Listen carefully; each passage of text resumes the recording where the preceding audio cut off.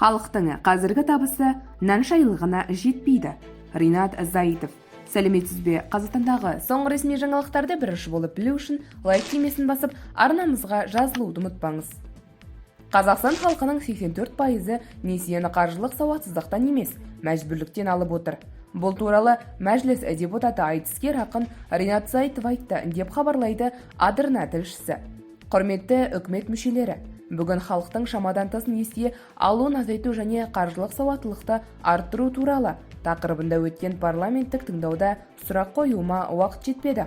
Алайда жиналыс соңында өз сұрақтарымызды жазбаша жолдаймыз деп келіскен едік. Сол себепті мен өз сұрақтарымды ашық жолдап отырмын. Сіздер өздеріңіздің баяндамаларыңызда халықтың шамадан тыс қарызға батуына қоғамның қаржылық сауаттылығының төмендігі себеп болып отыр дедіңіздер.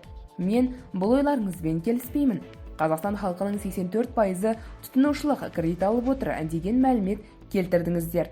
Бұл қаржылық сауатсыздық емес, мәжбүрліктен болып отыр деп неге мойындамайсыздар? Осыған дейін бірнеше рет айтқандай, халықтың қазіргі табысы нан шайлығына жетпейді.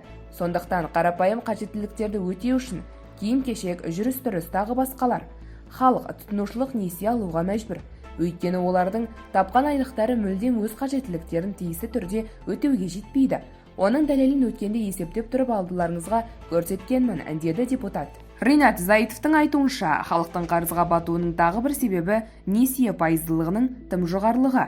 Негездер өз жауапкершіліктеріңізді мойындарыңызға алып, халықтың шамадан тыс несие алуына үкіметтің жұмысының нәтижесіндігінің себепкер екендігін ашып көрсетпейсіздер. Және де не үшін халықтың ең төменгі жалақысын арттыруға құлықсыз болып отырсыздар? Оған не кедергі? Біздің халықтың қарызға батуының тағы бір себебі несие пайыздылығының тым жоғарылығы.